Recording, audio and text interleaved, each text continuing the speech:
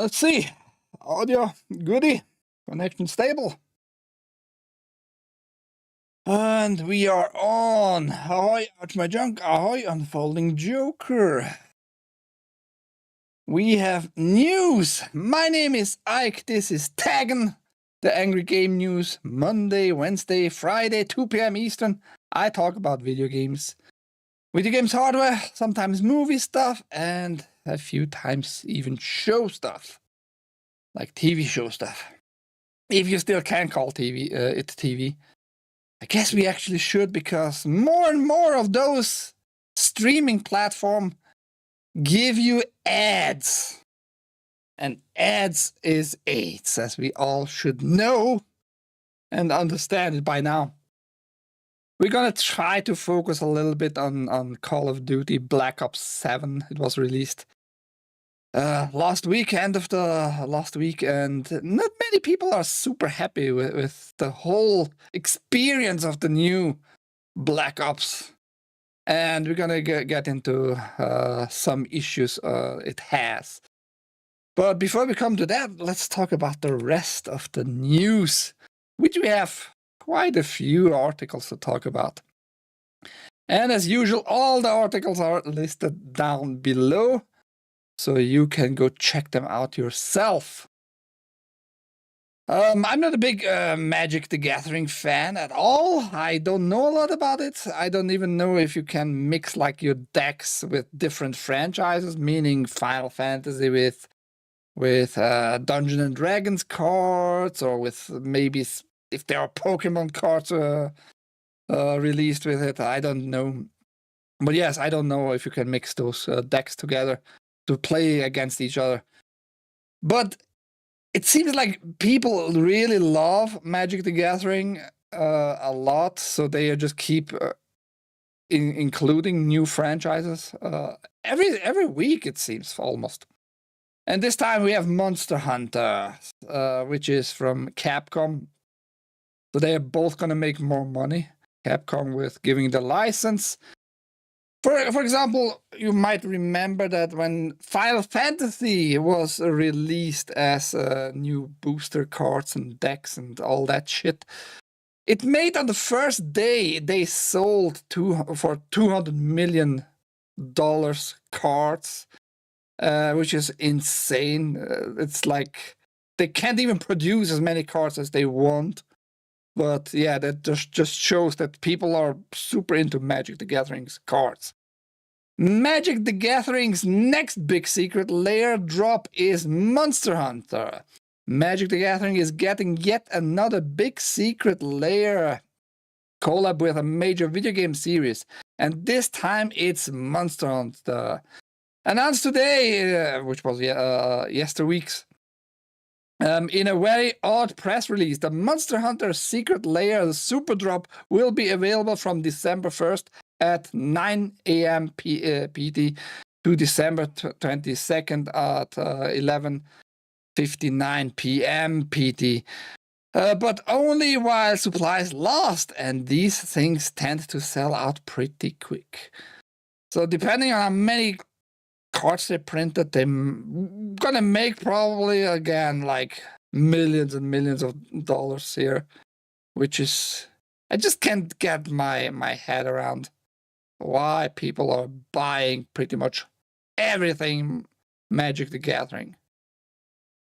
But yes, there you have it, a new franchise being included, a new layer drop, how they call it here. Are you a big Concord fan? I mean, if you are a big Concord fan, you should have your hard copy of the game, which was released last year. And after not even 2 weeks, as everybody should know now, it was cancelled. All the servers were closed, shut down. Refunds happening on a digital sphere in the stores, and if you go with your hard copy to the stores, like where you bought it, you're gonna get the money back too, and all that. So it was a big failure. $400 million US. I have to remind everybody, Sony put into this project, and it went nowhere. They had to close that one studio. Firewalk Studios had to be closed down too. So Sony lost a lot of money in this live service game because nobody wanted to play it. It looked awful and it was stupid playing, and yeah, whatever. But now fans are trying to revive it, Fans are trying to revive it. Sony canceled. The Concorde is once again playable thanks to custom servers.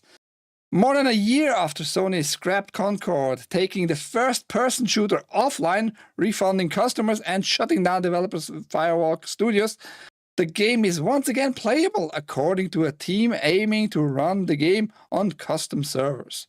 The developers behind that effort posted a video proof of their work on Friday, uploading a video to YouTube of a match being played on unofficial Concorde servers. Video of the newly playable Concorde was shared on the game's subreddit on Friday. Developers say the project is still a work in progress, but functional.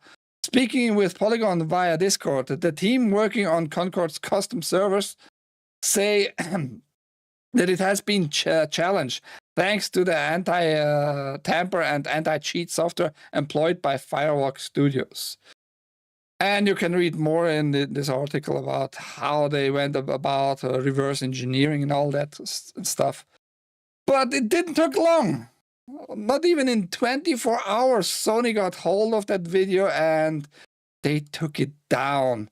And they took it down in Nintendo manners, meaning claiming copyright infringement.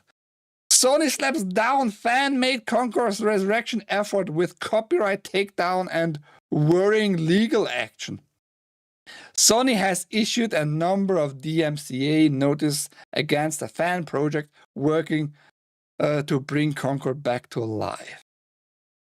So they didn't wait. They just said no, that's not going to happen.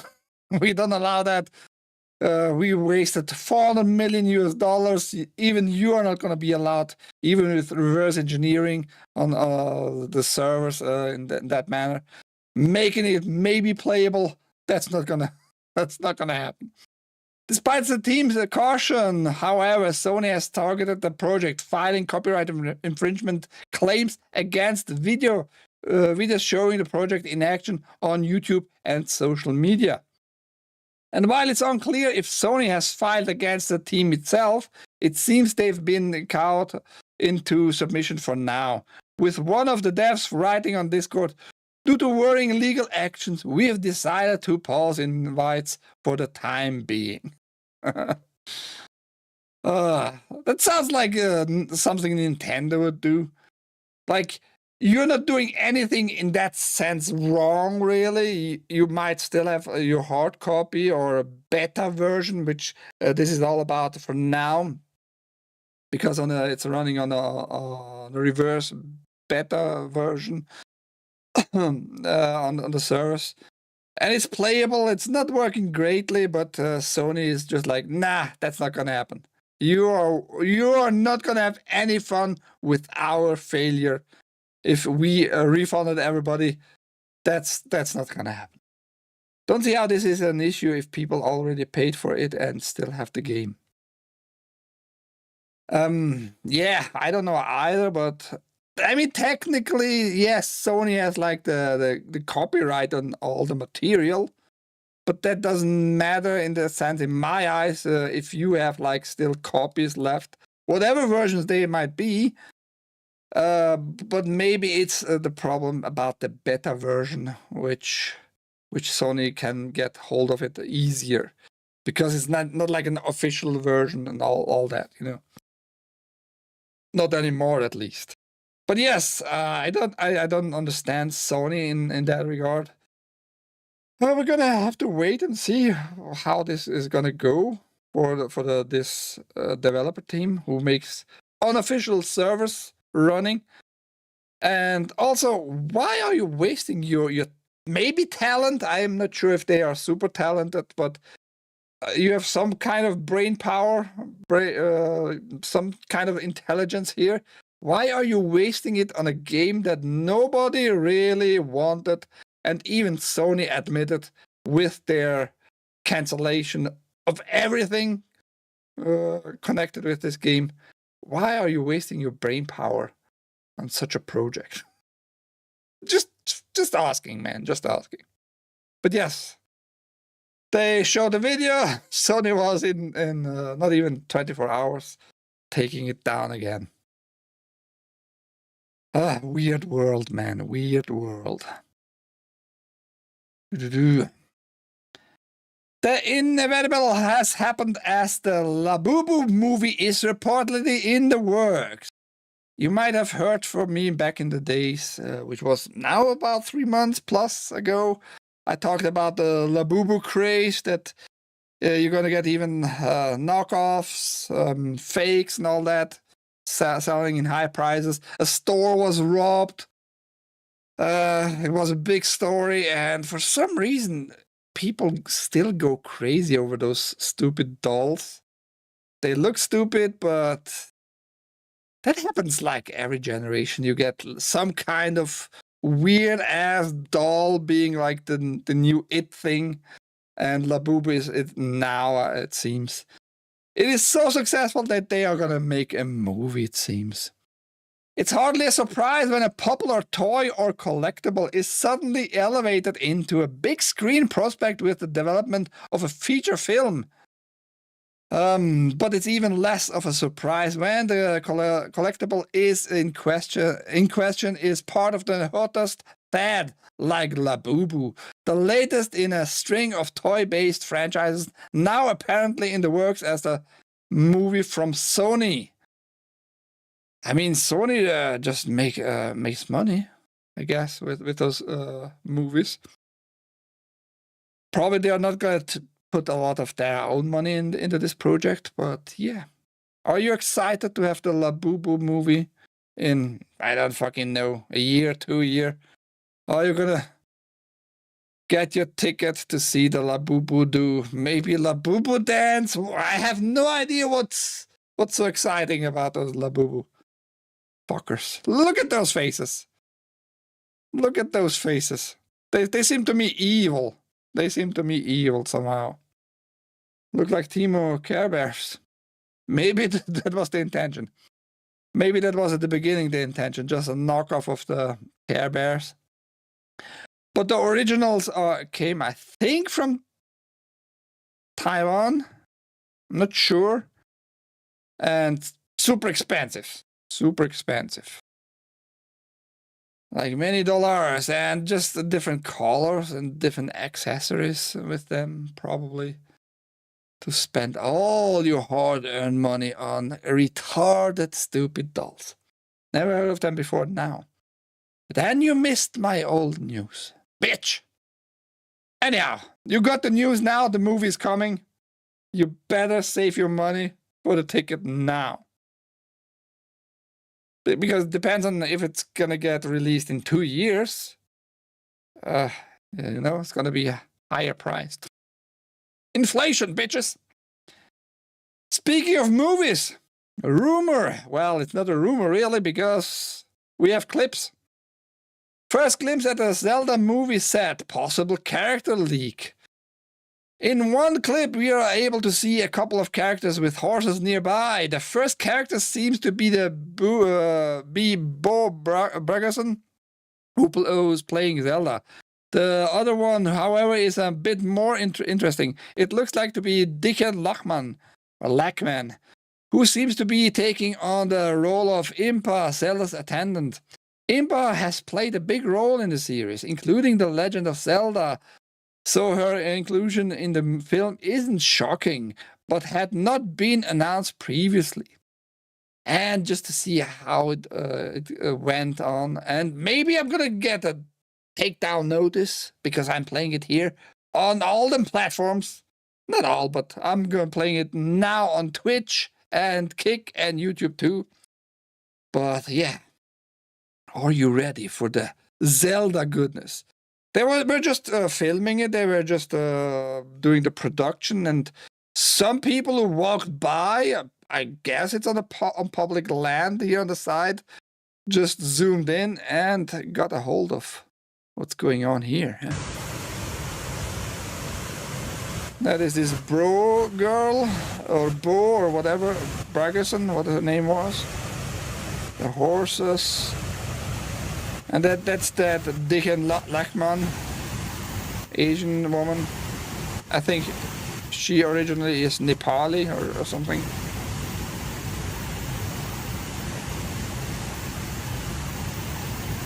Showing the sword to Zelda, and Zelda seems to be not impressed. It's all happening in New Zealand.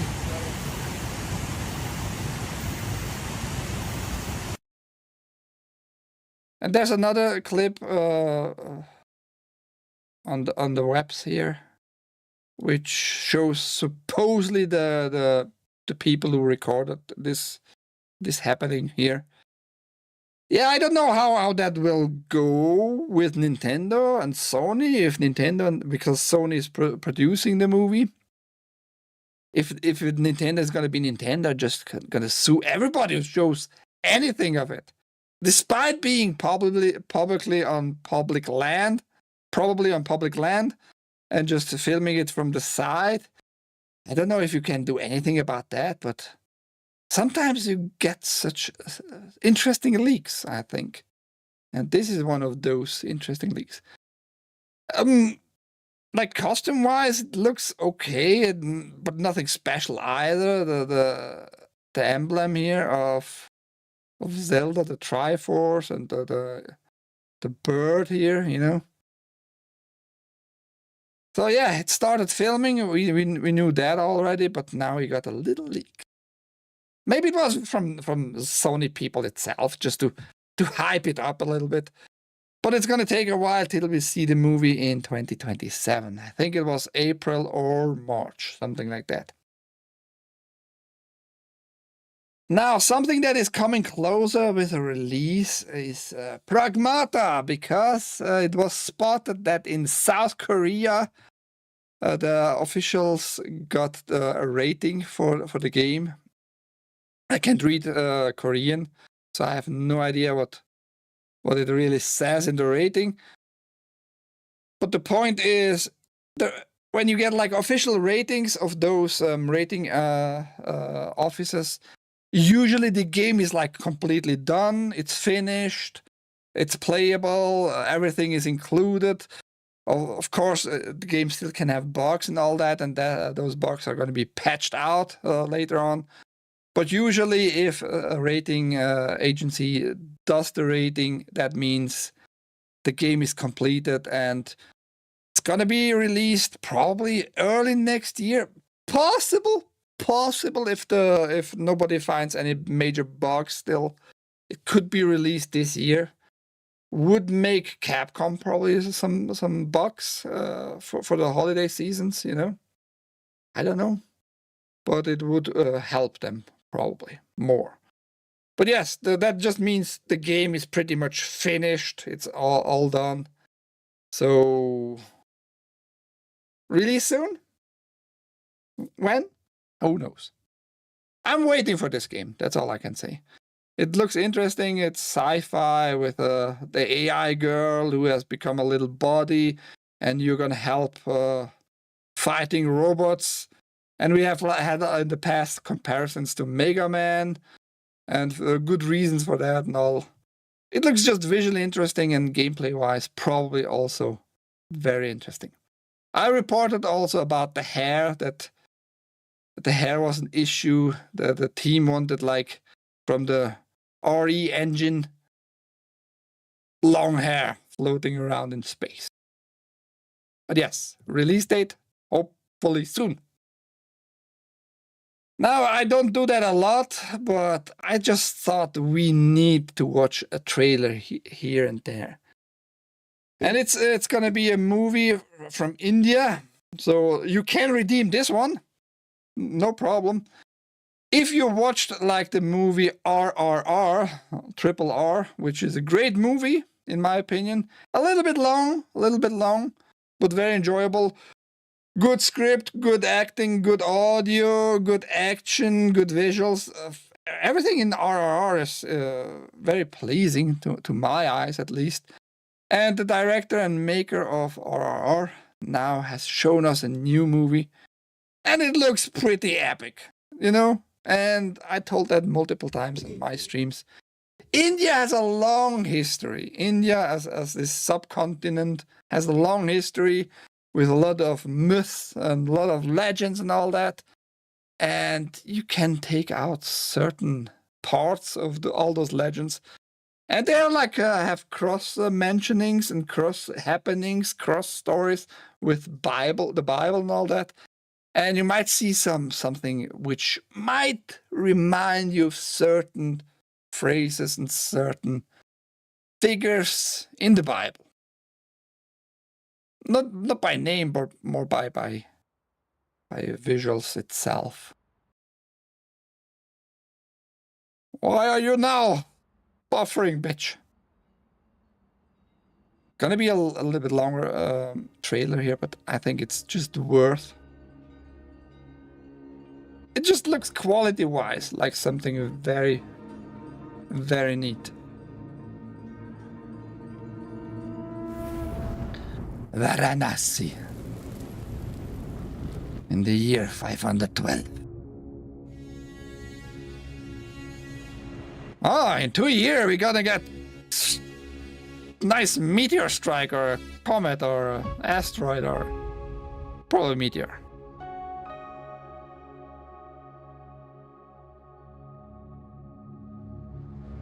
An iceberg. And beneath it, a ship is like frozen in the iceberg.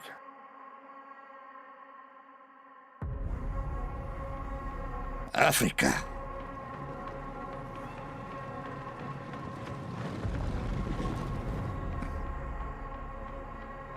You just see like they do amazing visuals when they are motivated to do. Don't underestimate the Indians, man. Some cave. That looks like something very mythical, something supernatural. Some woman falling into the cave. 7200 BC, before Christ. Actually, it's before Common Era. You see a giant ape, man.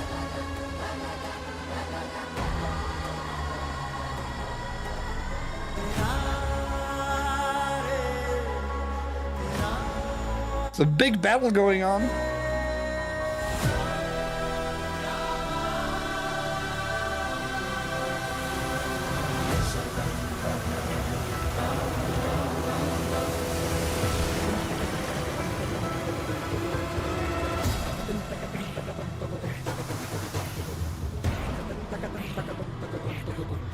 It's a Triforce, dude. Or a Trident, dude.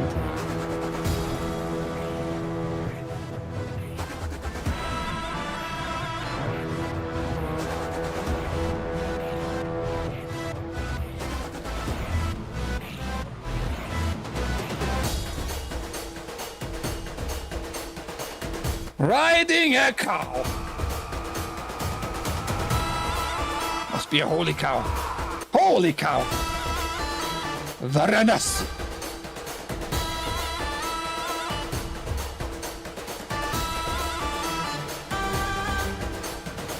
Look, trotter, time travel.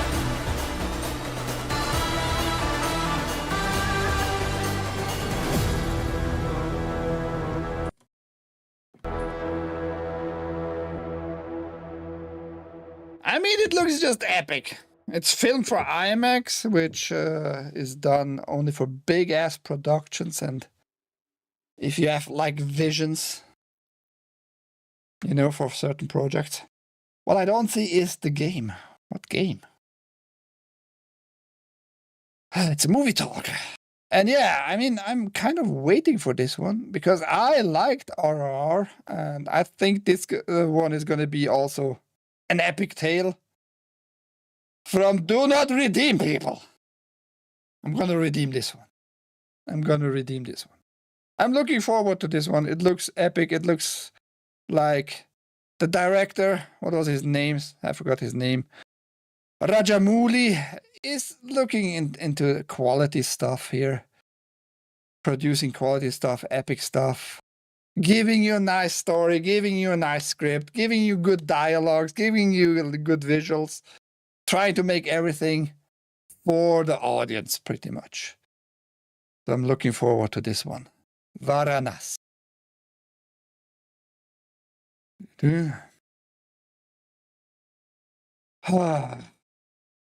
Many people are not looking forward to Escape from Tarkov. It was released now, version 1.0, and people are kind of pissed. Escape from Tarkov players slam Steam launch. It is not a game. It is a cosmic punishment. Okay. Escape from Tarkov is sitting on a mostly negative rating today after yesterday's eagerly awaited Steam debuted to stability and performance issues that prevent players even logging in, let alone play. Acknowledging that the players are experiencing problems connecting to the servers and authorizing in the game launcher, developer Battlestate said its technical team is actively working to stabilize the game servers and authorization services, and apologizes for any inconvenience caused. It hasn't stopped thousands of unhappy people leaving negative reviews, though, with just 34% of the 7,200 plus reviews left since yesterday's launch reporting a positive experience.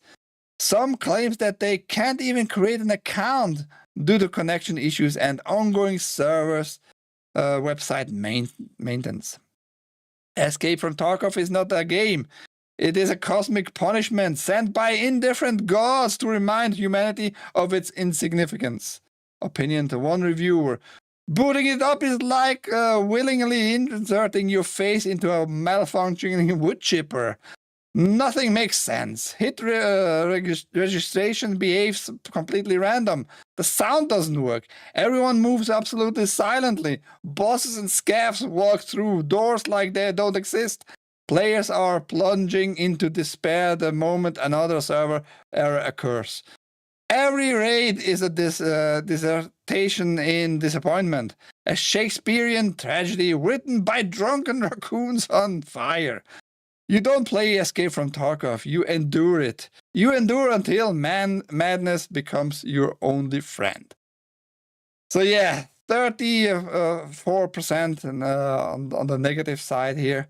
And I just checked it today, and it's actually gotten worse, a little bit worse. More reviews, 18K reviews now, and it is on almost 32%, which is not a good sign. I mean, everybody who got it and played it so far enjoyed it a lot, and now on release, they fucked it up somehow. I don't know how you can manage to do that. Maybe it was just overwhelming the system in general, but yeah. That last review I just read about the sound issues, NPCs just going through doors like the doors don't exist. Weird, just weird. You're fucking your own game in the butt and making it unplayable for many people. What are you doing there, Battlestate? What are you doing? I mean, they're gonna fix a lot of that stuff for sure. The thing is, are they gonna redeem their reputation now? Because more and more people are just not taking it lightly if you fuck them over with certain IPs, certain games. They're just gonna move on. They're just gonna move on and maybe play more Ark Raiders. Or maybe Call of Duty. Maybe Battlefield, which is also beloved and has way less issues, it seems. Way less. Speaking of companies who have a lot of issues, it's a never-ending story with this one. They just can't get out of headlines. And yes, there's the saying like, no bad news exists for like PR reasons. But I think Ubisoft might have a different opinion. Ubisoft says AI-generated Anno art slipped through its review process. Anno 117 Pax Romana takes the franchise's city building format back to the ancient empire, but used modern generative AI tools in the development process. Fans have already begun ripping it into particularly egregious-looking piece of AI-generated imagery that appears in the background during a loading screen. I don't understand why you make generative AI material for loading screens, like stuff that is very stationary, and you're gonna see it probably a lot every time you play the game, right? Why you need to make those pictures AI in the first place? Companies are lying to you once more. And you see here another picture, which is the Senate, I guess, and one dude just has no head. The AI was like, yeah, let's behead this dude. He's listening very carefully. It looks just odd. It looks weird. Why are you doing that to the players? And why anybody is giving Ubisoft money, I don't get it. I don't get it. Laziness. I have a different thinking about that. I'm gonna get to that.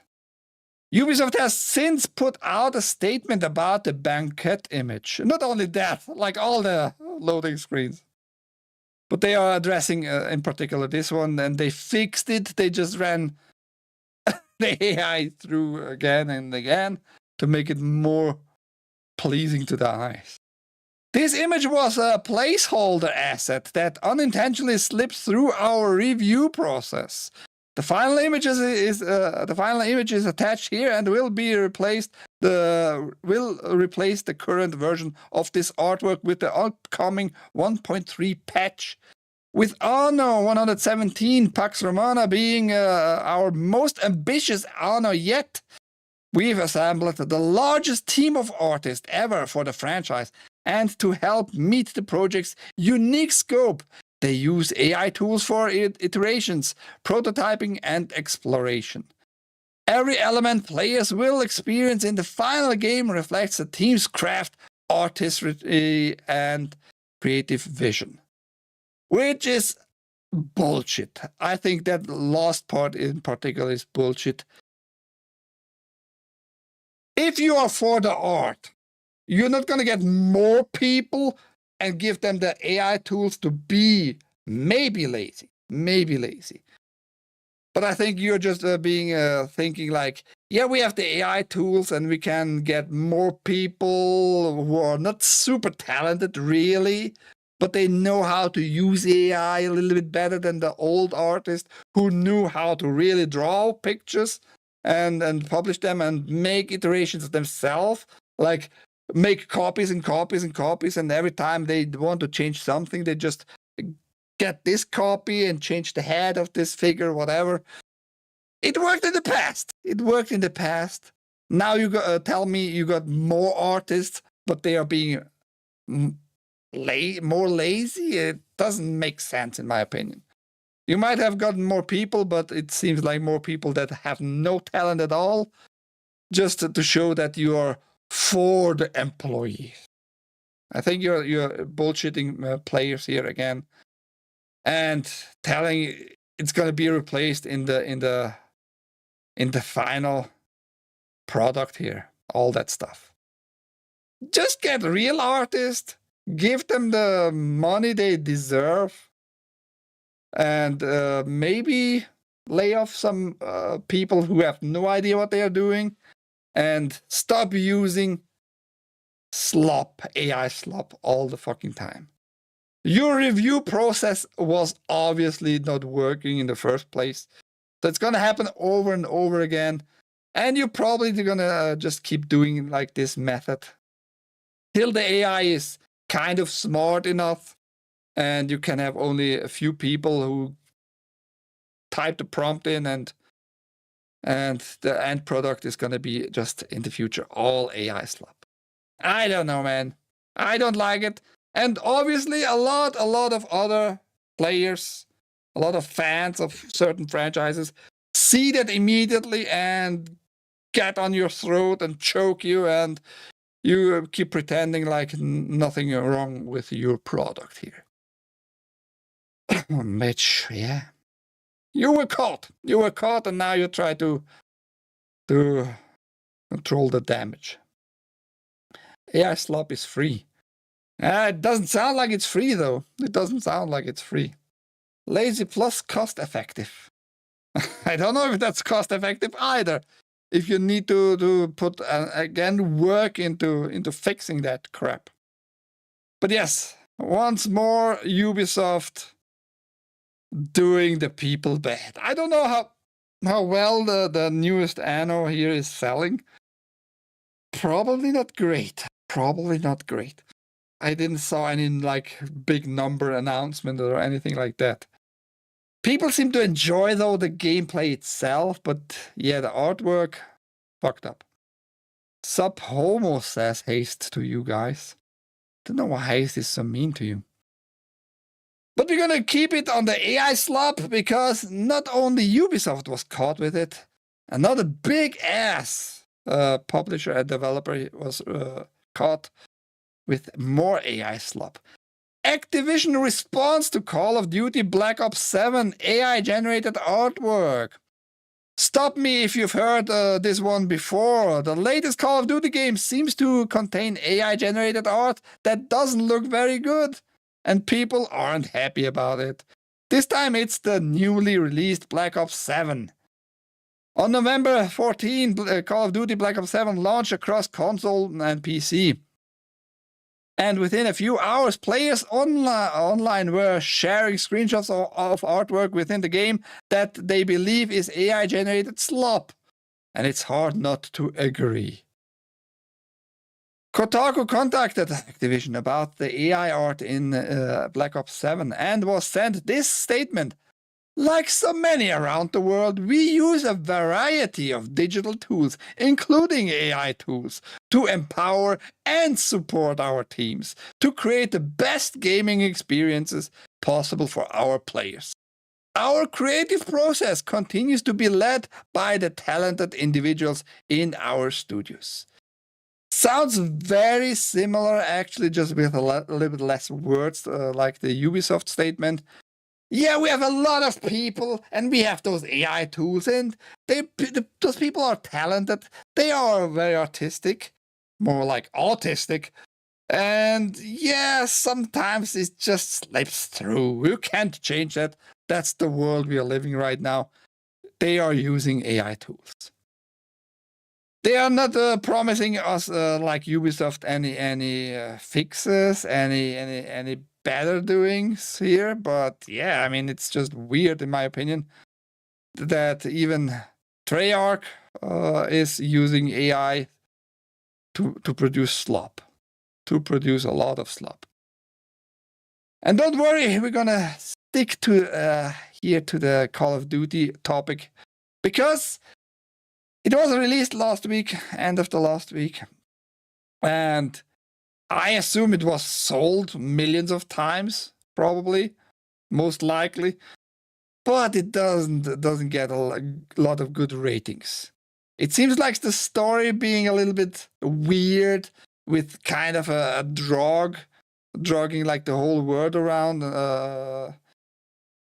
You as a player are being also drugged and can't distinguish reality from your imagination, all that. It's just weird what I've read.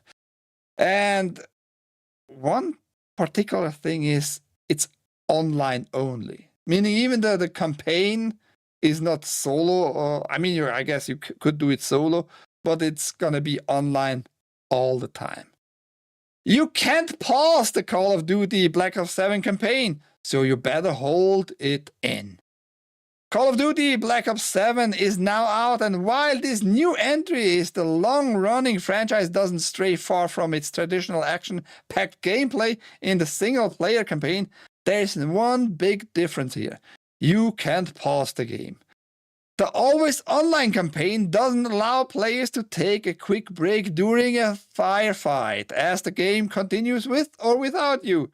This means you'll need to find a safe place to camp out in case you need to take a breather away from your screen, unless you want to become a standing target for enemies. But the game is pretty forgiving with deaths.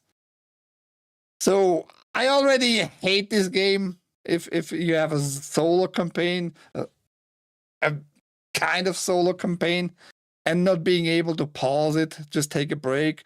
Maybe you need to go to the toilet. Maybe you just want to check out something else besides the game or at this very moment. Maybe you're going to get a call and you need to phone with your buddies, with your parents, with your kids, whatever. And the game is like, yeah, fuck you. It's an online-only experience. That's how much we love our customers. We're going to give you always online nonsense. And many people hate that, and rightfully so. And I hope you're gonna lose a lot of money with this approach. I never found myself having to replay too much of a mission if I had to take a break midway through or I reached a challenging section where I died a lot. Summer Duster explained in GameSpot's Call of Duty Black Ops 7 single-player campaign review. Another change prompting online discourse is the game's aim assist feature. Some players feel like the feature has been significantly dialed back following feedback from the beta, with some praising it and others asking for Treyarch to make changes to it. So the auto-aiming, I guess mainly if you're on controllers, have a hard time to hear. Yeah. We use a variety of shortcuts. This is Madden, but FPS. What? Is Madden also online only these days? Wow, unbelievable. Good luck with that. You're supposed to take the Xbox Alley handheld to the toilet. I mean, you're not wrong. And we're going to talk about the Alley later on. Quickly. You're not wrong on that, but yeah.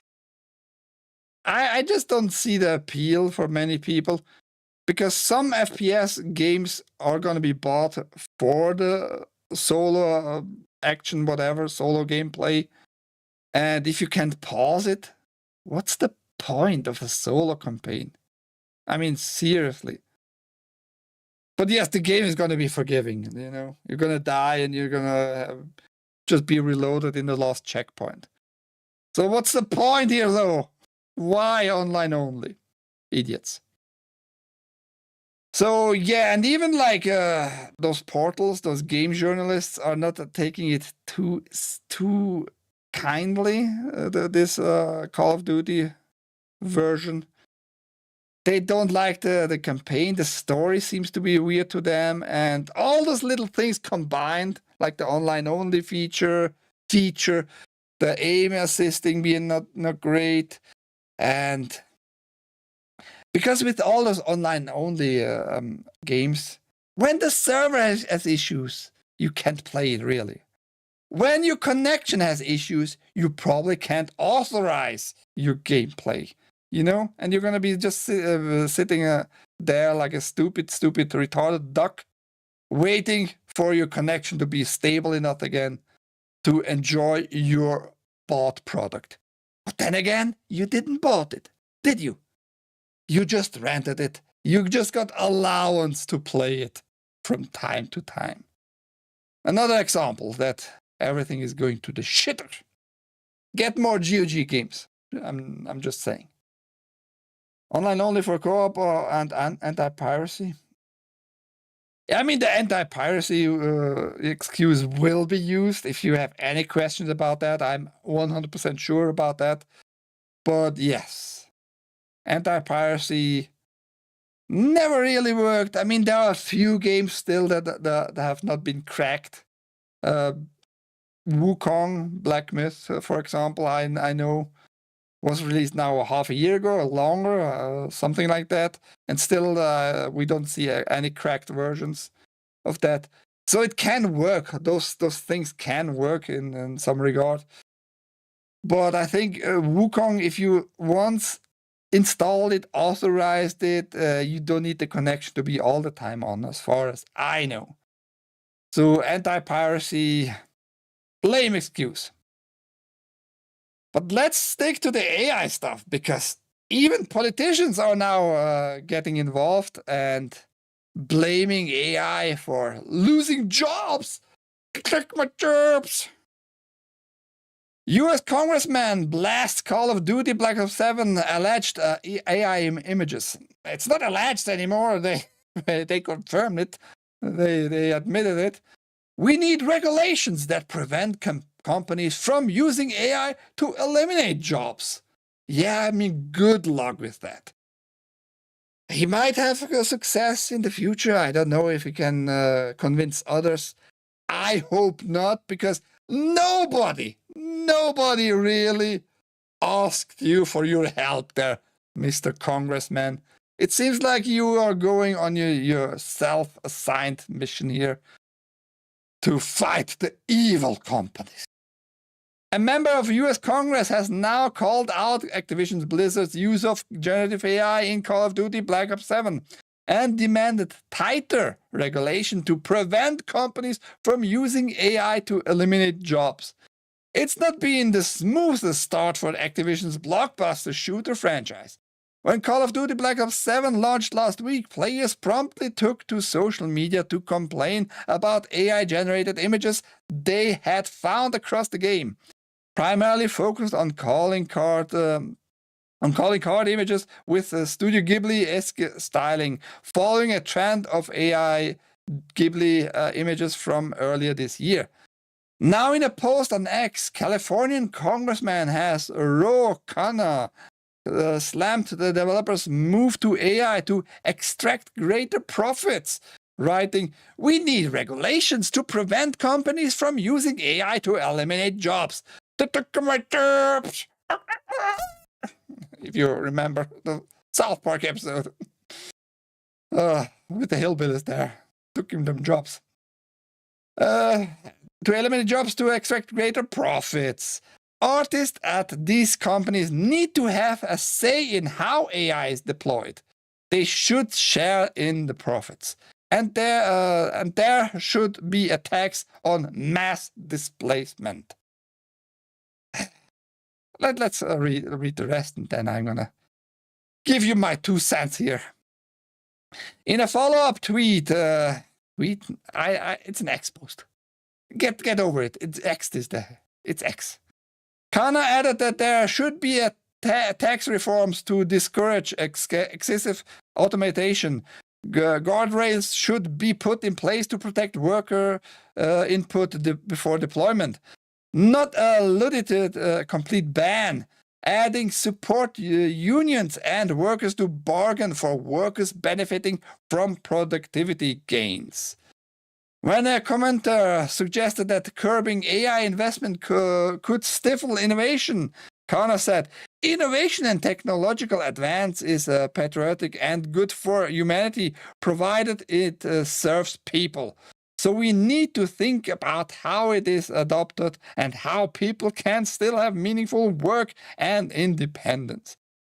A tax code that doesn't incentivize excessive automation, working input councils so AI is used for augmentation, rules so workers share in AI productivity gains, a plan to hire young grads who may less entry-level jobs or to hire displaced workers, a tax on mass displacement and guardrails against them.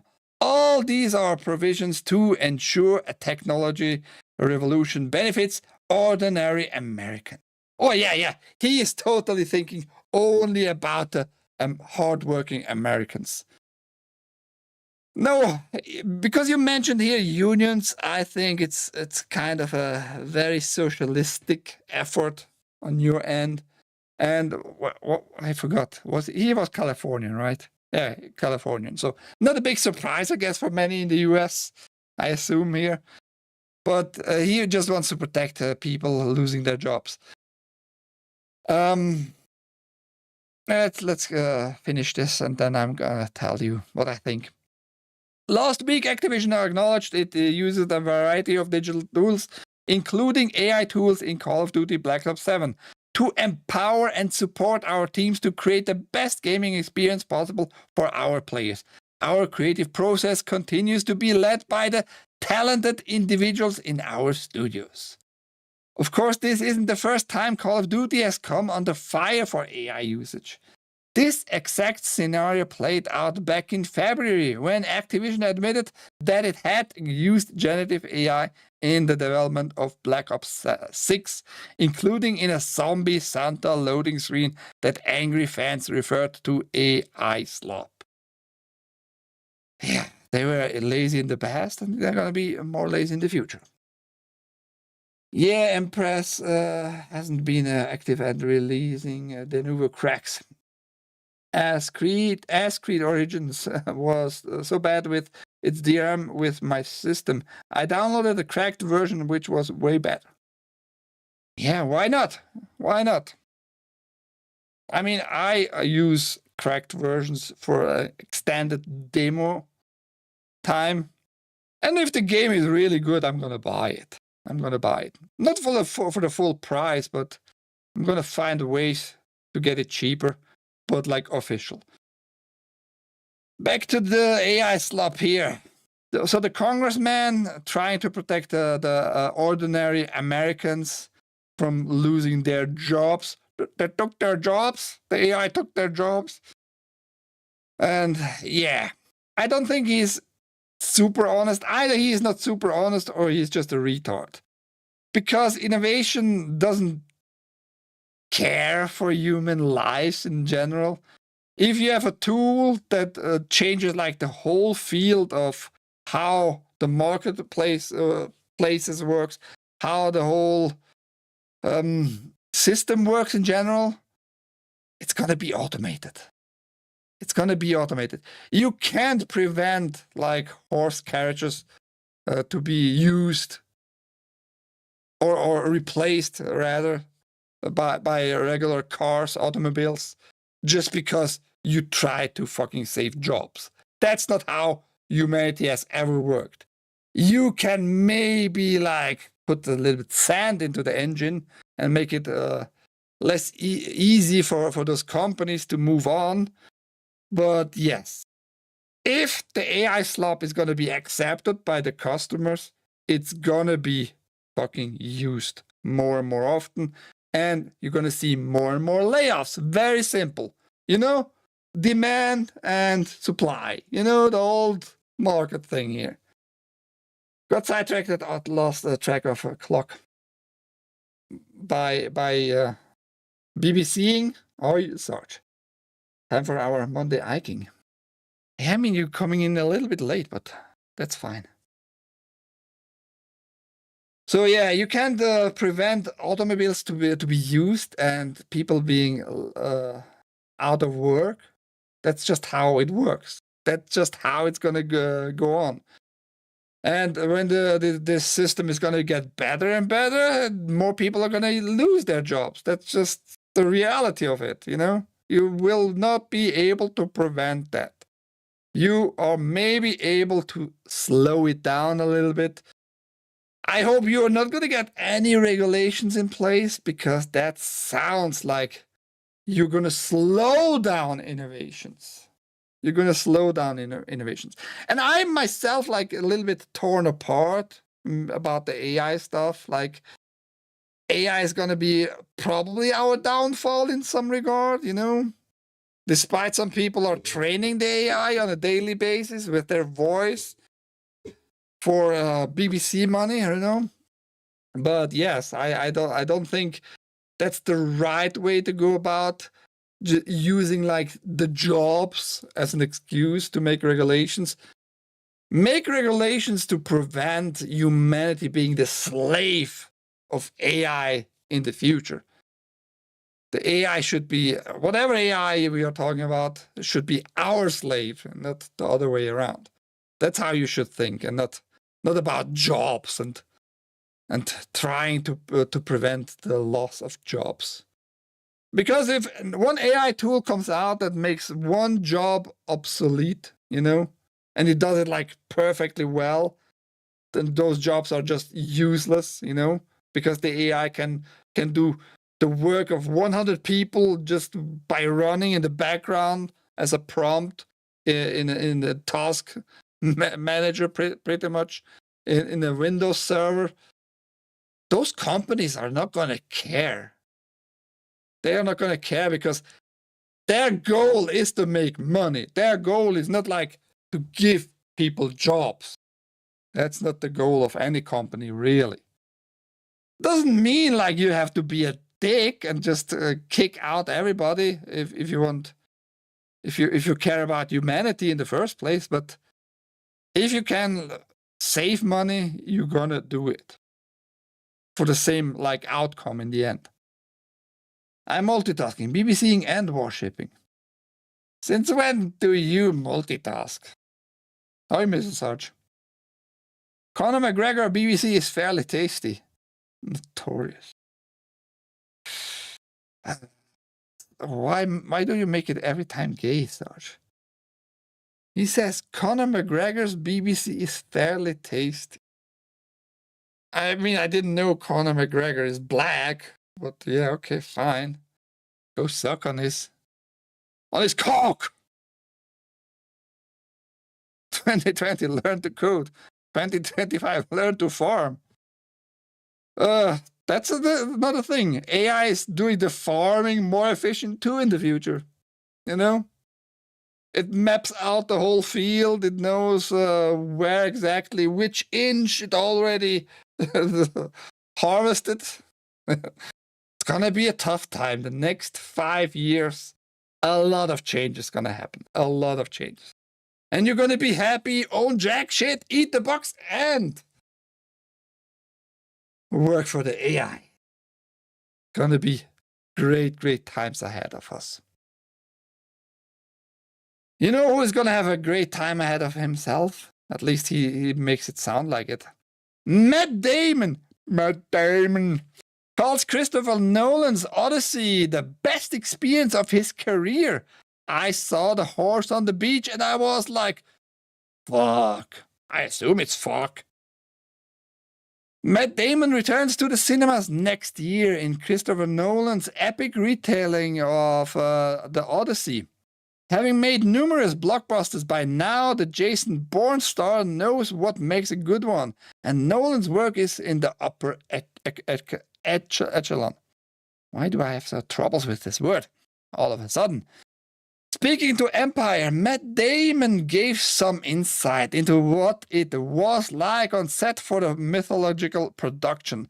I can say without hyperbole that it was the best experience of my career. I saw the horse on the beach and I was like, just like, fuck, it was just so cool, he states. His third collaboration with Nolan after Interstellar and Oppenheimer. This is Damon's first time leading one of the director's films portraying the eponymous Odysseus. Odysseus. I don't know how the English people actually pronounce it. I don't remember. But it doesn't matter too much. Despite all the moving parts, a considerable amount of the adaptation of Homer's poem involves just seeing what happens on the day. We were shooting that Trojan horse stuff next week, so I go, how are you going to do it? Damon remembers. And Nolan goes, I don't know. We'll just get in there and figure it out. A stacked cast joins him, including Tom Holland, Anne Hathaway, John Bernthal, Charlize Theron, which starting to look weirder and weirder by the days. She was once really fucking hot. Not so sure these days. Maybe she got hotter for this one again. Robert Pattinson and many, many more. The Odyssey arrives in theaters on July 17th, 2026. Tom Holland is gonna have some mummy issues, by the way, because that's about the story kind of too, including he protects his mom from other dudes who want to bang her mom because Odysseus is away on the journey. And yeah, The land needs a king. There is no king around. He's on a journey. So Matt Damon being very impressed by this production, it seems. I'm not so sure. I'm just not so sure if I like this movie. Mainly because Tom Holland is kind of involved in this. I kind of started to dislike Tom Holland after the third Spider-Man movie he did. And I think his bitch is also in this one, which is Zendaya, which has only this one name. And she's ugly looking, and she's probably, maybe, possibly a dude. Just saying. But can AI work the fields like someone with a real BBC? Sooner or later, yes. Sooner or later, you're gonna just have maintenance people who maintain like the tractors, the heavy equipment and all that. Just check it out if something breaks. Where humans just see it quickly, analyze it quicker, and all that. So you're gonna have less and less humans, and it's gonna be all automated. It's all gonna be all automated. Unfortunately, I guess. Matt Damon. Matt Damon wasn't in Interstellar. He was. Are you retarded, Haste? He was in the end when they landed on this one planet, and he like sabotaged the father of the girl, you know, who landed on this one planet too, and he wanted to go back himself. He was in that movie. You don't remember the Interstellar, great movie. It was mainly in the third last part there where Matt Damon was fucking around with McCoy or whatever his name was. I don't say anything about name. Echelon should be easy for Ike. I think he is actually closeted Frenchman. I don't know why I had many troubles with Echelon. Never mind, Damon was a scientist in Interstellar. Yeah, there you go. You corrected yourself. Charlize Theron turned her adopted African kids into trannies. Yes. I mean, she is African. She is South African. So you don't need to mention that they are African. Of course, you're probably going to get African kids to make them trannies. Who the fuck is Tom Holland? Spider-Man. The newest Spider-Man. Zendaya, love. How big is that? The Martian, aka Matt Damon's shit potatoes. Yeah, he was in a different space movie too. Okay, just looked him up. Strikes me as a guy that might never have to worry about paying child support. I mean, he is with Zendaya, and like I said, Zendaya, in my humble retarded opinion, looks like a dude. Looks like a dude. Always this lame ass expression on the face, like I don't care for anything, and pretending to be this cool college girl in the Spider-Man movies, and she just doesn't look pretty at all, not even close. But Christopher Nolan thinks Tom Holland fits the role for Matt Damon's son being Odysseus' son. Yeah. I'm just looking forward to this movie because of the mythology behind it. Like it's an old story, and I kind of liked the original Homer's poem, which is not really a poem. It's actually all a giant ass long song, you know, which people remembered back then, not even writing down, and remember the whole song, the story of this journey. Crazy, actually, if you think about it. But that's how humans were before they discovered, hey, we can write shit down. How we do that? How about we do that? When they made Zendaya the new MJ, I laughed my ass off. MJ? Oh, you mean Inspired? Yeah. The Spider-Mans with, what was his name? Andrew Garfield, I think are better, in my opinion. Even the second one, I think, is better than all the other Marvel Spider-Mans, today's Spider-Mans, the new versions. I think the Andrew Garfield ones, he is just way more sympathetic. He looks like more to me like a Peter Parker. He behaves like a Peter Parker more, and his girls were kind of way more prettier. Just saying. The other black girl was way cuter than Zendaya. Which other girl? And Garfield had another movie I very much liked, by the way. Hicksard.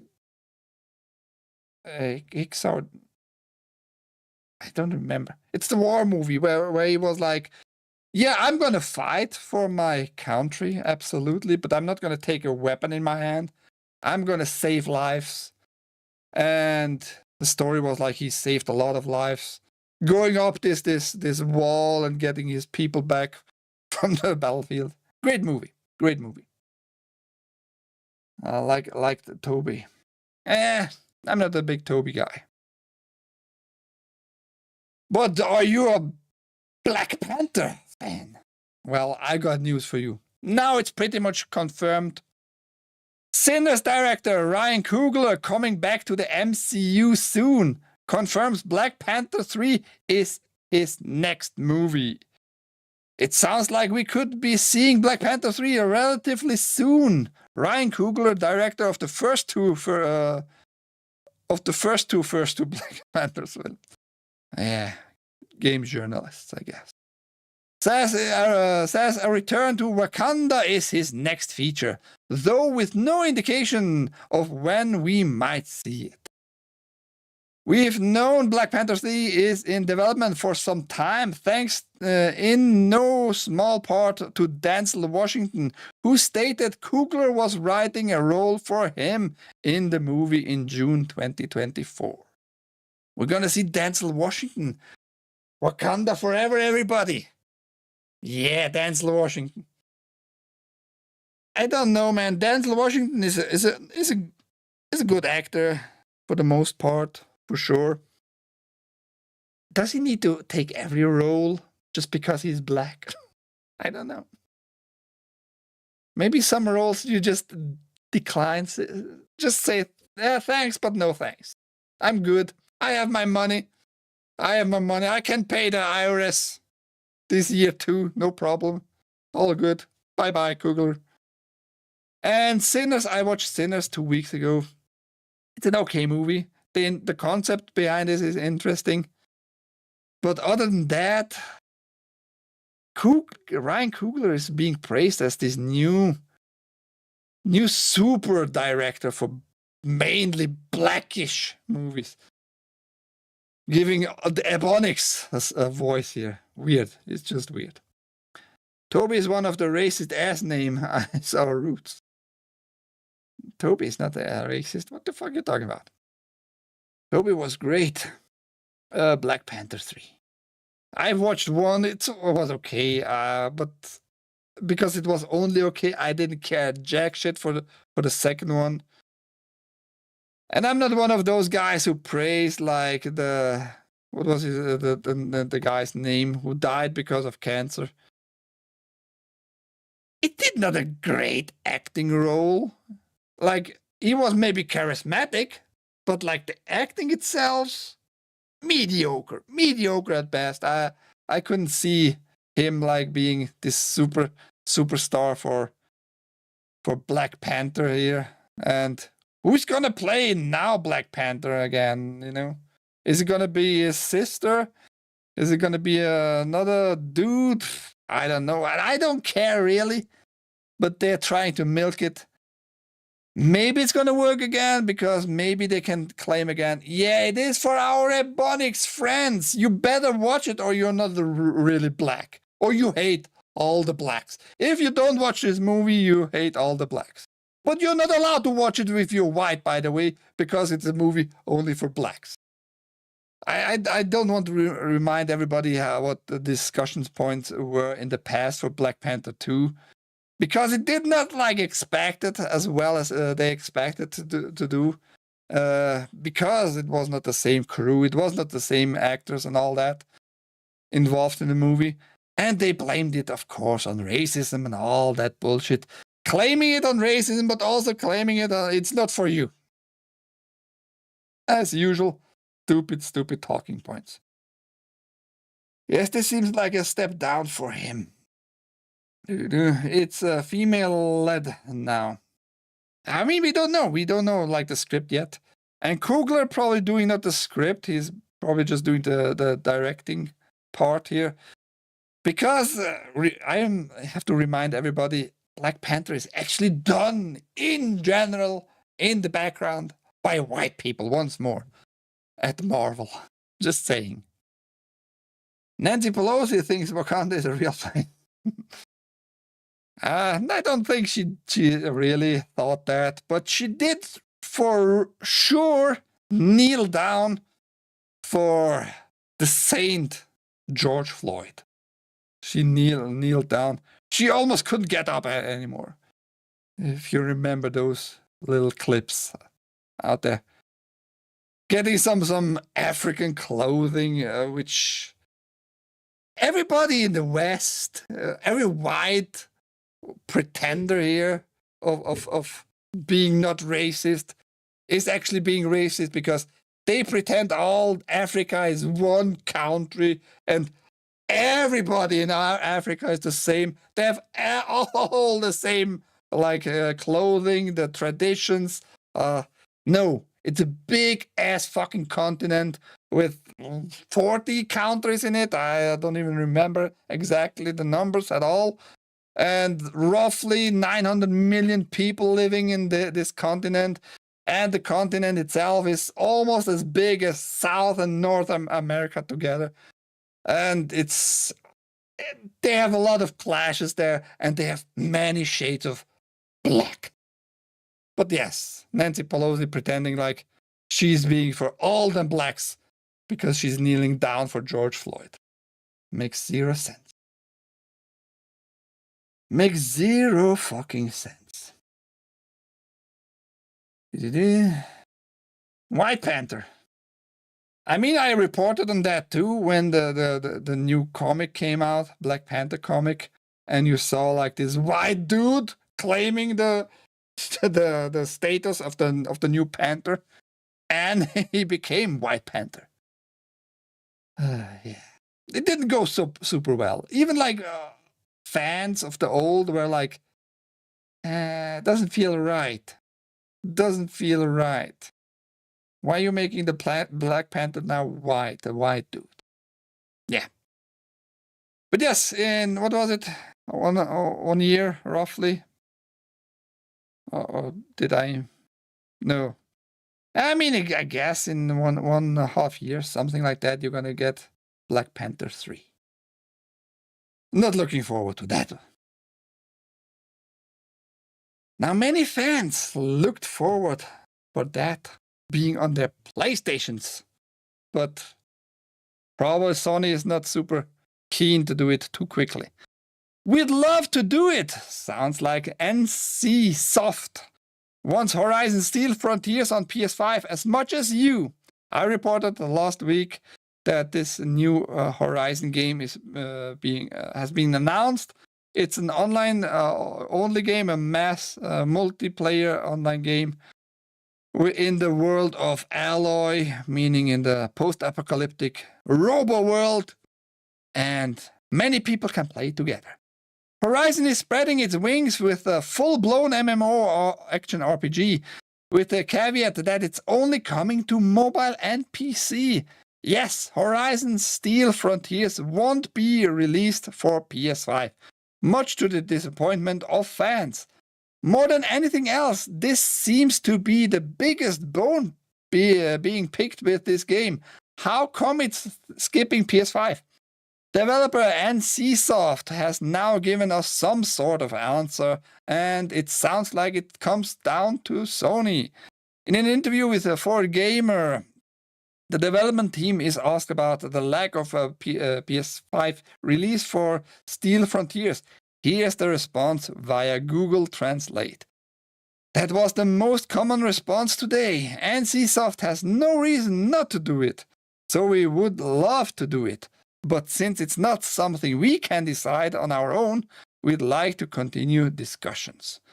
So in other words, NCSoft has heard all the feedback about there being no PS5 version, and in fact would like to produce the game for Sony's current gen console. However, unless they get the all clear from SIE, it ain't happening. Sony Interactive Entertainment, that is, by the way. Yeah, it's just weird. When I reported it, I found it already weird. Why are you skipping the PS5?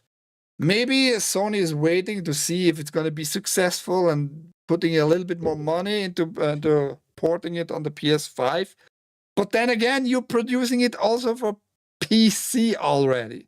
So the port shouldn't be that super difficult, shouldn't take that amount of money really to port it over. So what do you have to lose here, really? I don't see in the management's heads here. It's just kind of weird for sure. How about Bengal tiger, filmed entirely inside a 7-Eleven? That sounds very racist, dear Sarge. Why are you racist? The Iron Man suit went to a black guy in the comics decades ago. This game doesn't make sense. I don't know if it makes sense.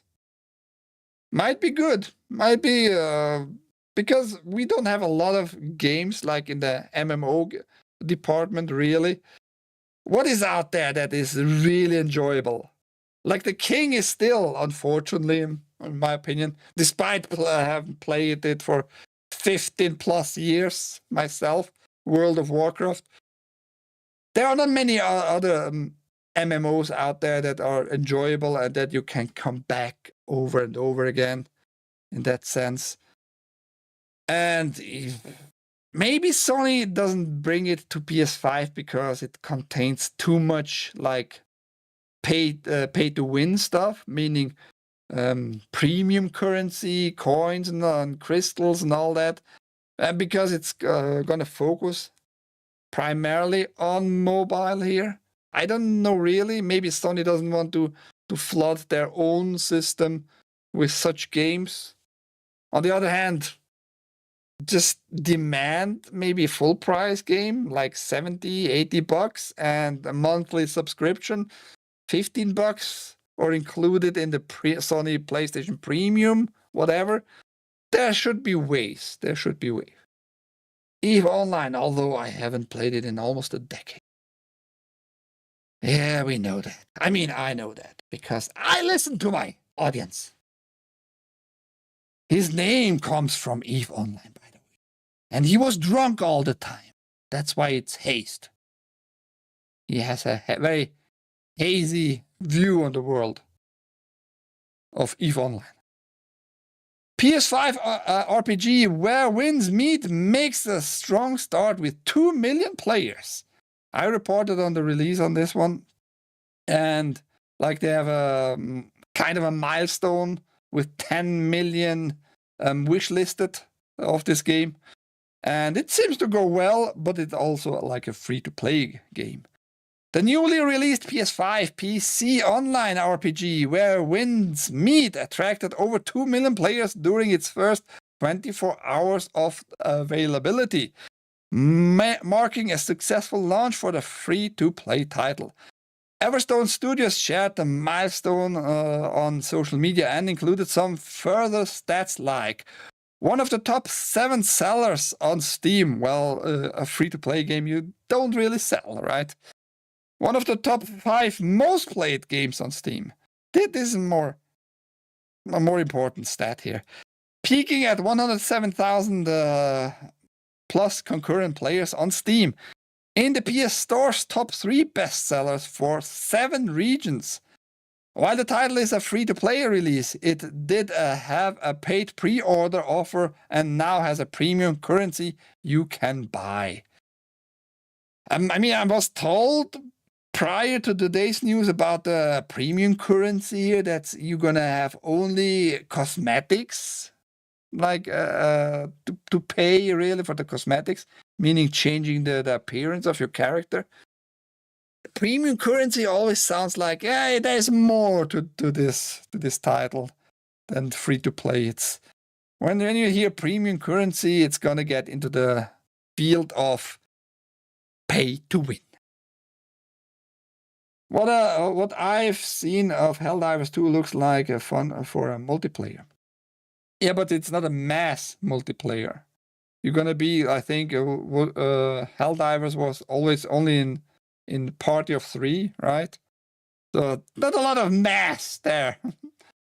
You're gonna fight masses of bugs, yes, but other than that, not a mass multiplayer game there. We're getting closer to the end of today's stream, everybody. Are you ready? Are you ready to get in your old shit you don't like and need and want into a GameStop to trade it for new games? GameStop Trade Anything Day is coming up soon. Doesn't accept most dead animals or illegal drugs. Wow, what a surprise. Retailer GameStop has announced a Trade Anything Day, and as part of this, people can visit the store and trade anything. Well, not quite anything. There's a list of items that GameStop will not accept, including dead animals and illegal drugs. The fine print for the December 6th event states that people can only bring in for trade items that fit into GameStop's own 20 by 20 by 20 box. And that employees have the discretion to reject any item. In terms of the specific exclusions, GameStop said people cannot bring hazardous waste, weapons, dead or alive animals. Taxidermy is okay though. So if you're into that shit, like having all stuffed dead animals, that is fine. That is fine. I guess as long as it doesn't rot away, it's gonna be okay. Alcohol, tobacco, drugs. Oh, sorry, Sarge, you can't put in your your stumps, your little numbs of cigars to trade in. Drugs, illegal or otherwise, sexual and explicit items or items resembling body parts. The full list of exclusions is available at GameStop's website. It is unclear how GameStop will determine trade-in values for some of the odd items people may choose to bring on today. But in any event, people should know this is a marketing campaign first and foremost that is meant to bring people to GameStop stores to drive sales and awareness. Like sales of what? Less and less physical games are being produced and published and distributed. What are you gonna sell me? Funko Pop fucking figures? I just miss the old days, like having really secondhand games going on. And trade-ins and all that. Those companies should do physical. But yes, it's more convenient for them just to publishing it, everything digital, you own nothing. Just more convenient for them. You coming back for more because they just end the life of certain games. In other news, GameStop is among the numerous retailers that is not raising Xbox Game Pass prices. So you can still buy 1 month of Game Pass Ultimate for $20 there. GameStop specifically has pledged that it will not raise prices, at least not yet. I think that's also a marketing thing here. They probably have a lot of stock cards still, or they still can order from Microsoft for the cheaper price, the same cards and all that, for the Ultimate Game Pass here. Because sooner or later, Microsoft is just not going to produce those cards anymore, and they're not going to distribute them for the old price. Very simple.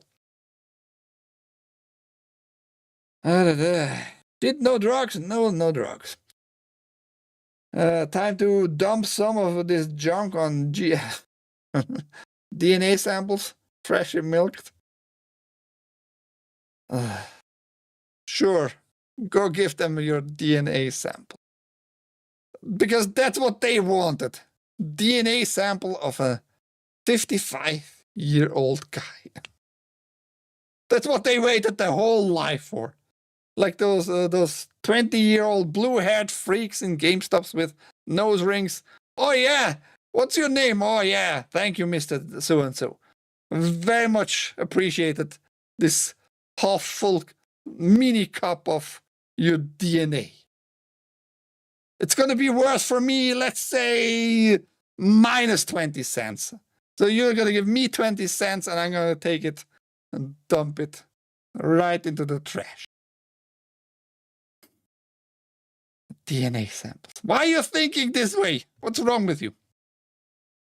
So we had it a while ago. Haste Zealot was again thinking about shit, because that seems like to be in his head all the time. Toilets and shit too. You can take your Xbox Alley to the toilet. You never stop the game of Call of Duty.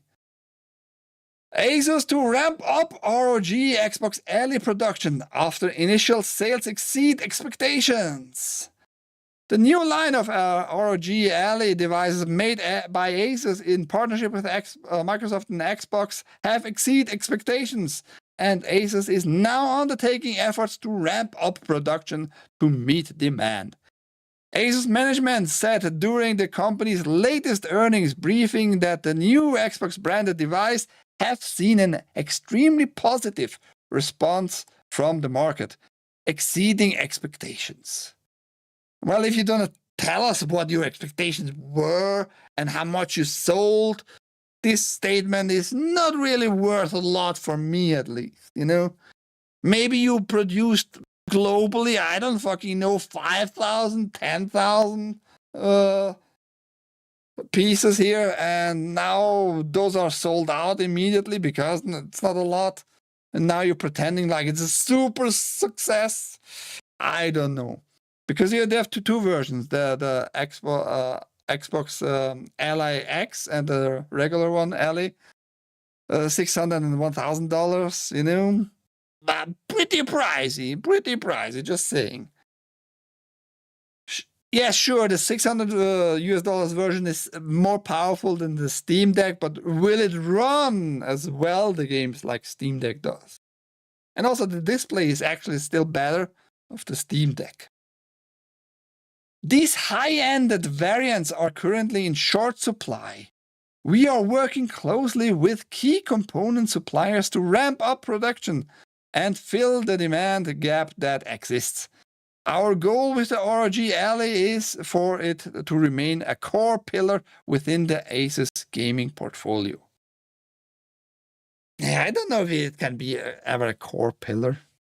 Again, it's very, very supreme deluxe luxury items here for those prices. But yeah, I mean, if you have success with it, fine. I don't care really myself a lot for your success. I'm okay with it, but it sounds like you're making a bigger deal out of it than it actually might be. Who knows how many you produced? Who knows? You're not telling me here via numbers.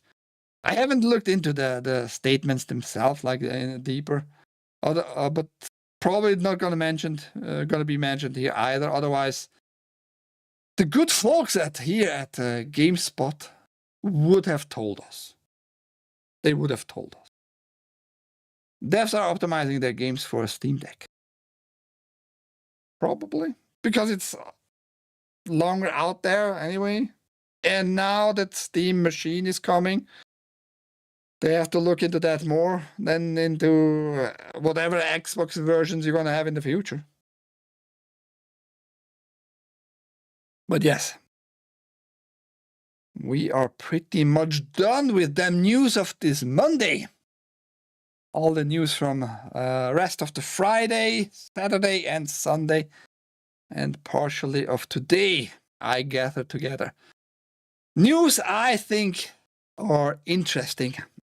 I do that every Monday, Wednesday, Friday, 2 p.m. Eastern, here on this channel, TAGN.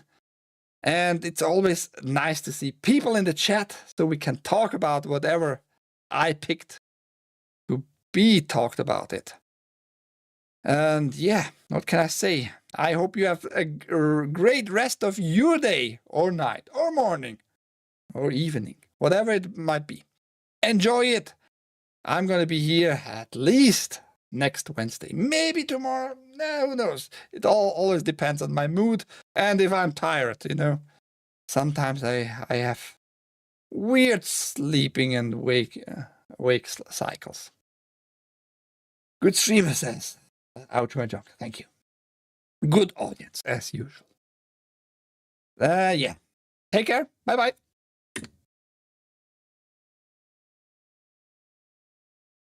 Yeah, we fixed, by the way, the credits. They were fucked up last Friday. I don't know why my social ninja streamer fucked it up. Created a new session ID.